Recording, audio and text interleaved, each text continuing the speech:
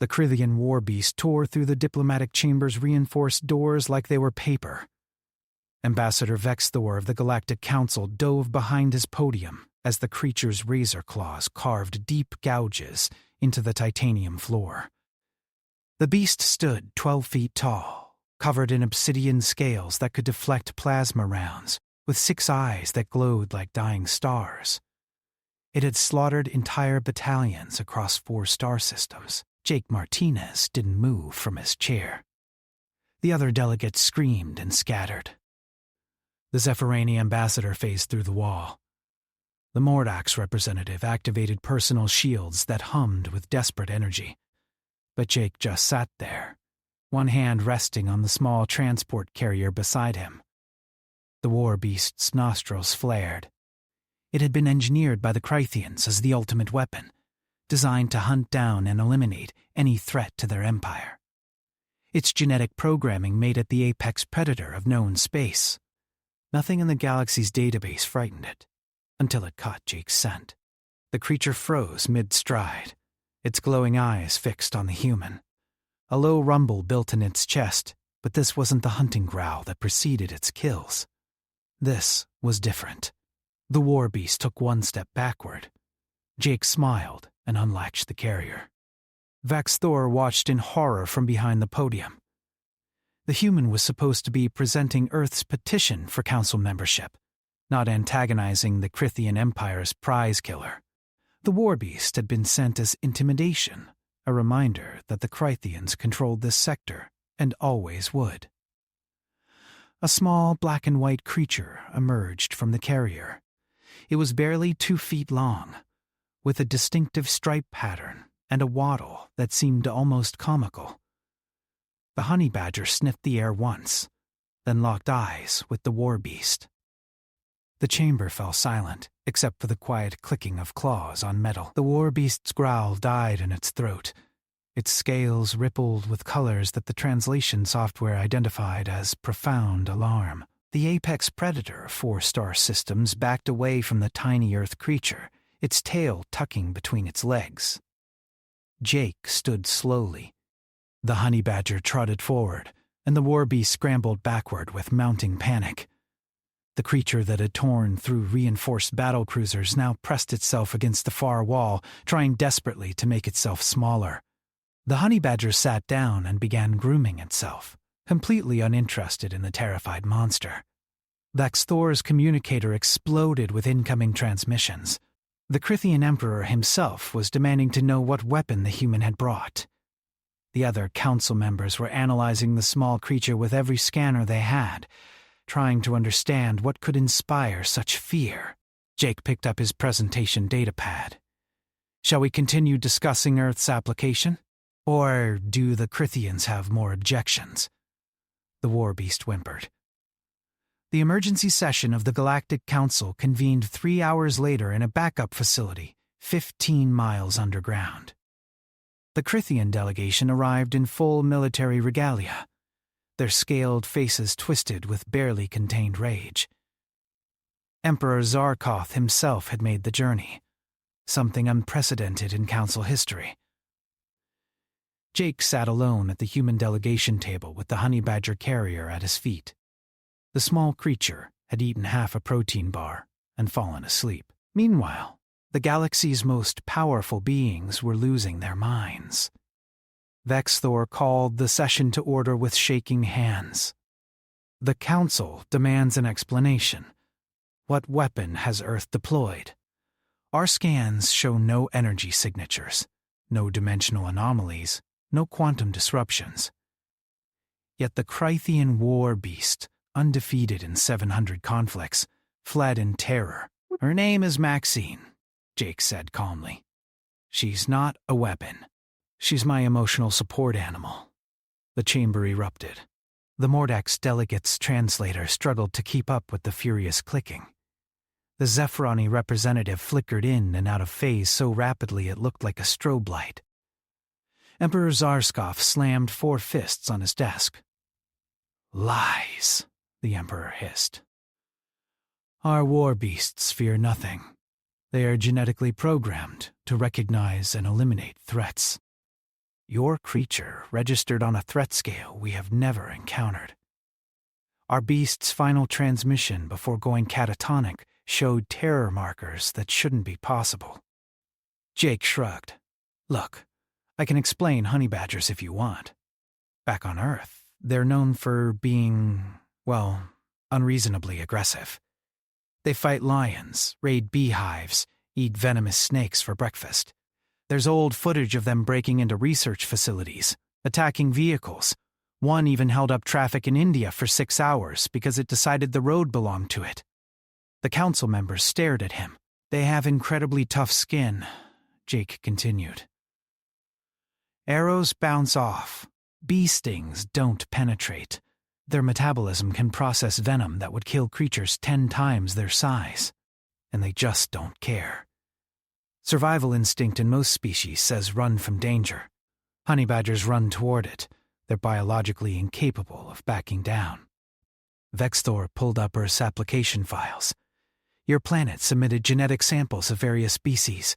We cataloged them as primitive fauna. How did we miss this? You didn't miss it. Maxine's species is right there in the database. You probably classified it as a small carnivore, unremarkable compared to galactic standards. But here's the thing about evolution on Earth. Our planet is absolutely brutal. We've had 5 mass extinctions, ice ages, supervolcano eruptions, asteroid impacts. Life on Earth doesn't just survive. It gets mean. A junior Zephrani analyst materialized beside Vexthor and whispered urgently. The ambassador's face went pale, which was impressive given his naturally blue complexion. We've completed a deep analysis of Earth's biosphere, Vexthor said quietly. The preliminary results are disturbing. Your planet has over 8 million species. Many possess capabilities that would classify them as dangerous in controlled environments. We found records of creatures called bears that can run 30 miles per hour while weighing 800 pounds. Birds called cassowaries that can disembowel with a single kick. Insects that work in colonies of millions. Microorganisms that consume flesh. Plants that evolved neurotoxins. Yeah, Earth's pretty wild, Jake agreed. Emperor Zarkoth stood. This is unacceptable. Our war beasts are the product of 10,000 years of genetic engineering. They have conquered worlds. They have ended civilizations. They do not flee from small mammals. Maybe that's the problem, Jake said. Your war beast was engineered. It's the product of controlled evolution, designed in laboratories, optimized for specific combat parameters. Maxine is the product of 400 million years of natural selection in an environment that actively tried to kill everything. Her ancestors survived when 90% of life on Earth died. They didn't survive by being cautious. The honey badger woke up and yawned, showing teeth that seemed far too sharp for something so small. The Crithian guards near Emperor Zarkoth instinctively stepped back. We need to understand this threat, the Emperor insisted. I demand full access to this creature for study. Denied, Jake said flatly. Maxine is a living being, not a specimen. Besides, I don't think you want her in one of your labs. Last month, she broke out of her carrier on the transport ship, got into the engine room, and somehow rewired the plasma conduits. Our chief engineer said it actually improved efficiency by 12%. We still don't know how she did it. Vexthor massaged his temples. Let me understand this correctly. Earth wants council membership. To support this application, you brought a creature that traumatized the Crithian Empire's ultimate weapon. And you're telling us this creature is representative of Earth's general wildlife?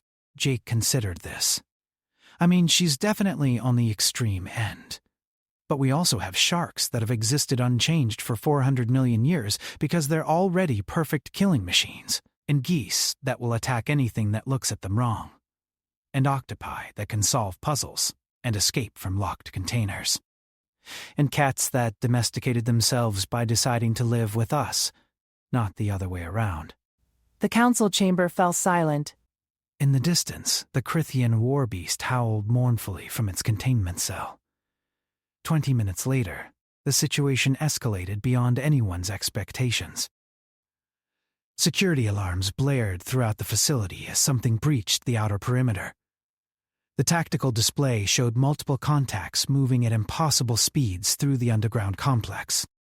"Report," Vexthor demanded, his voice cracking slightly. The security chief, a heavily armored Mordax named Crix, pulled up the surveillance feeds. "Sir, we have intruders. They bypassed our quantum locks, phased through solid walls, and disabled 14 automated defense systems. Current count is 47 hostiles heading directly for this chamber. Emperor Zarkoth activated his personal guard. 12 elite Crythian soldiers materialized around him, weapons charged and ready. So the humans brought more than one creature. This was a coordinated attack." "What? No," Jake said, genuinely confused. He pulled up his own datapad and connected to the security network. His face went white. "Oh no. Oh, this is bad." The main doors exploded inward, but instead of soldiers or war machines, a wave of small furry bodies poured into the chamber. Honey badgers.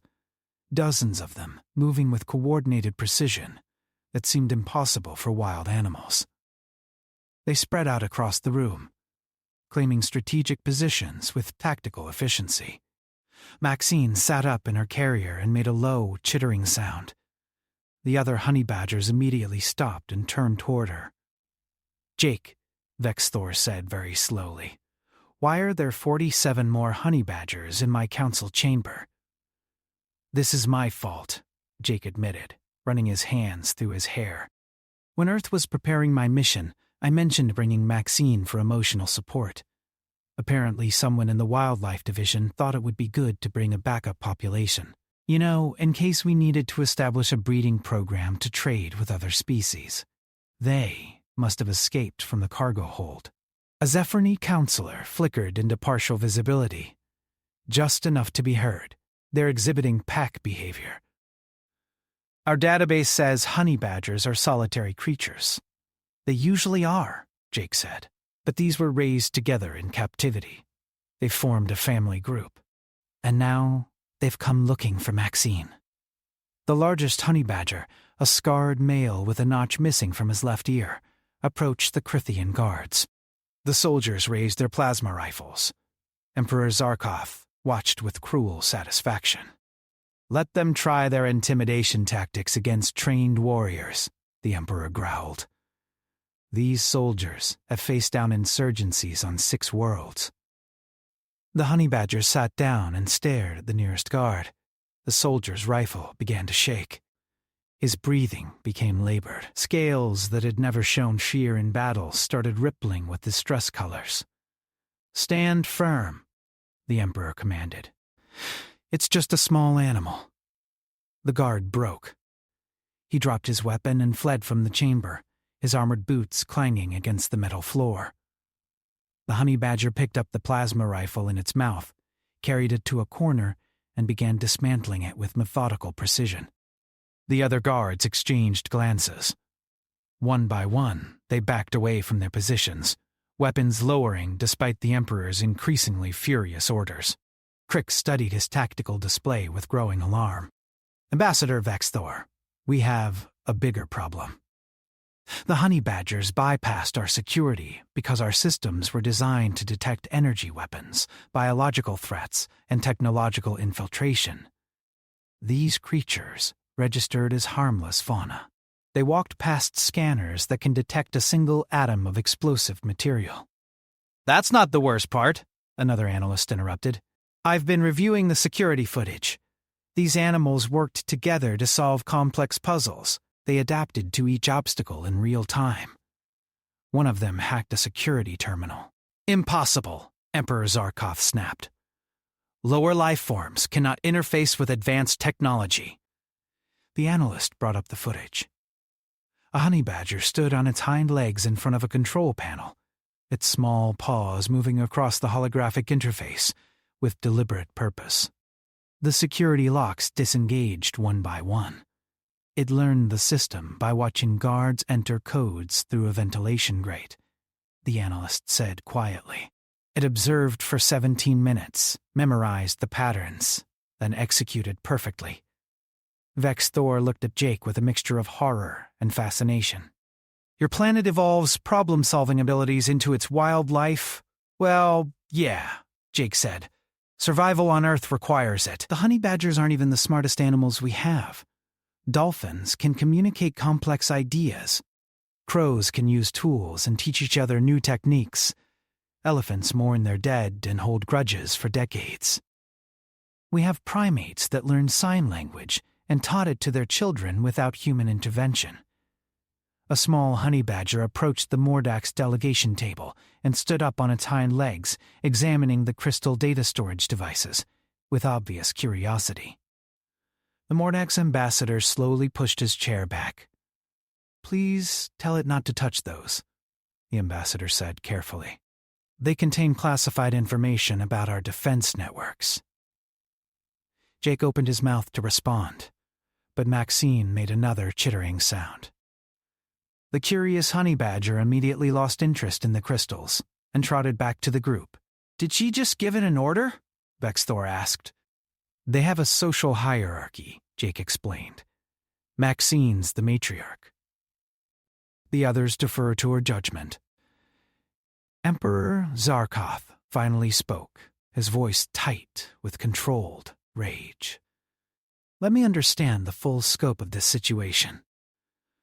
Earth has sent one ambassador, one declared emotional support animal, and accidentally released 47 additional creatures that have demonstrated the ability to breach our most advanced security systems, intimidate trained soldiers, hack our technology, and operate as a coordinated tactical unit. And you expect the Council to grant your planet membership?" Jake met the Emperor's glare steadily. "Yes, because if we are already this effective by accident, imagine what we could accomplish as allies." The words hung in the air, like a challenge. Before anyone could respond, the facility's main AI announced an incoming transmission marked with priority-level encryption. Vex Thor accepted it, and a holographic figure materialized in the center of the chamber. Grand Admiral Chen of the Epsilon Defense Fleet appeared in full combat dress. Her expression was grim. "Council, we have a situation. Long-range sensors have detected a Void Reaper fleet entering this system. ETA 40 minutes. They're headed directly for this facility." The chamber erupted into chaos. The Void Reapers were the galaxy's nightmare, a species of cybernetic horrors that consumed entire civilizations to fuel their hive network. They hadn't been seen in this sector for 3 centuries, and their sudden appearance meant only one thing. Someone had leaked the Council's location. "Evacuation protocols," Vex Thor ordered immediately. "All delegates to the emergency transports. Security. Get the Emperor to safety." "Belay that," Admiral Chen interrupted. "The Reapers are jamming all jump points within 10 light-years. They've deployed singularity mines across every escape vector. We're trapped." Emperor Zarkoth's scales flashed dark red with fury. "This is a human trick.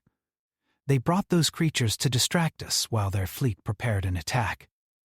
"The Epsilon fleet isn't human," Jake said coldly.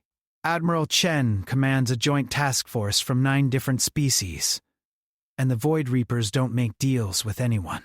They're here because someone sold you out. But it wasn't us." Prix pulled up tactical data. "Reaper fleet composition is devastating. 3 Harvester-class dreadnoughts, 12 drone carriers, and approximately 400 support craft. Our facility has defensive capabilities, but they were designed for deterrence, not extended combat against a force this size." "How long can we hold?" Vex Thor asked. Optimistically, 2 hours before they breach the outer shell. After that, maybe 30 minutes before they reach this chamber. The honey badgers had gone perfectly still, their small heads all turned toward the ceiling, as if sensing something the others couldn't detect. Maxine made a low growling sound that seemed far too deep for her size. Jake looked at the assembled council members. Then, at Admiral Chen's hologram. We have one chance. The Reapers use predictive combat algorithms. They fought every major species in the galaxy and adapted to your tactics. They know how you think, how you fight, how you respond to threats. And your point is, the Emperor demanded, they've never fought humans before. More importantly, they've never encountered Earth wildlife in a combat scenario. The chamber fell silent. Vex Thor stared at Jake like he'd suggested using soap bubbles against a supernova. You cannot be serious, the ambassador said finally. You want to deploy small mammals against cybernetic killing machines? I'm saying the Reapers will have no tactical data, no behavioral predictions, and no defensive protocols for what they're about to encounter. Their entire combat doctrine depends on analyzing and countering known threats. We're unknown. Admiral Chen leaned forward in her holographic form. Jake, I appreciate unconventional thinking. But we need real solutions. The Reapers have assimilated technologies from hundreds of civilizations. They have adaptive shields, quantum processors, and weapons that can crack planets. Jake opened Maxine's carrier. The honey badger hopped out and stretched, completely unconcerned with the impending doom hovering over the facility. Admiral, do you remember the Melbourne incident? The Admiral's expression shifted. The cargo ship that was boarded by Vexian pirates? Right. 3 pirates armed with military-grade weapons versus 1 honey badger that had stowed away in the cargo hold. When the crew finally got the ship back, they found the pirates locked in their own holding cells, their weapons disassembled, and the honey badger asleep in the captain's chair. The security footage showed it took her 11 minutes. That was one lightly armed boarding party, Vex Thor protested. This is a fleet designed to exterminate civilizations. Then we give them 48 honey badgers instead of 1, Jake said. He turned to Crix. Your security systems couldn't detect them. The Reapers won't either. They'll scan for weapons, energy signatures, combat cybernetics. They won't see small animals as a threat until it's too late. One of the Zephyrani analysts flickered into focus. It's insane enough that it might actually work. The Reapers have a fatal flaw in their tactical programming. They dismiss anything that doesn't match their threat parameters. They've literally walked past entire resistance movements because the fighters didn't register on their combat sensors. Emperor Zarkoth crossed his 4 arms. Even if these creatures somehow bypass Reaper detection, what exactly do you expect them to do against ships protected by adaptive shielding and quantum-locked hulls? Jake smiled grimly. Honey badgers don't care about your shields or your quantum locks. They'll find a way in. They always do. Once inside, they'll do what they do best, cause absolute chaos. Reapers operate on hive coordination. Disrupt their systems, scramble their networks, and their whole fleet loses cohesion. Maxine chittered at the other honey badgers. They formed up into organized groups, each group taking a position near different sections of the chamber. Their movements were precise, almost military in nature. Are they organizing into squads? Crix asked in disbelief. Pack tactics, Jake confirmed. They've done this before, just not in space combat. But adaptation is what Earth species do best. Admiral Chen's hologram showed real-time updates. Reaper fleet is accelerating. ETA now 35 minutes. Jake, if you're going to do this, we need to move now. Once they start their assault, there won't be time for deployment. Vex Thor looked around the chamber at the assembled council, then at the honey badgers, standing in perfect formation, then back at Jake. This is the most ridiculous military strategy I have ever heard, which means, against the Reapers, it might actually work. 28 minutes later, the Void Reapers breached the facility's outer defenses. Their Harvester-class dreadnoughts punched through the reinforced hull with focused antimatter beams. Drone swarms poured through the gaps, their red optical sensors sweeping corridors with ruthless efficiency. Jake watched from the command center as the first wave of Reapers encountered the facility's automated defenses. Plasma turrets fired, energy barriers activated, and security drones engaged in coordinated patterns. The Reapers adapted in real time, their quantum processors analyzing each defensive measure and developing counters within seconds. "They're through Sector 7, Crix reported. "Advancing towards Central Command. Defense systems are slowing them down, but barely." The Honey Badgers had been deployed throughout the facility using the ventilation system. Maxine led one group, while the scarred male commanded another. They moved through ducts and maintenance tunnels that the Reaper's sensors completely ignored, focused as they were on detecting weapons and military threats. The first contact happened in Junction 12. A squad of 6 Reaper drones marched through the corridor in perfect sync, their weapons scanning for life signs above a certain mass threshold. They walked directly past a ventilation grate where 3 honey badgers waited in complete silence.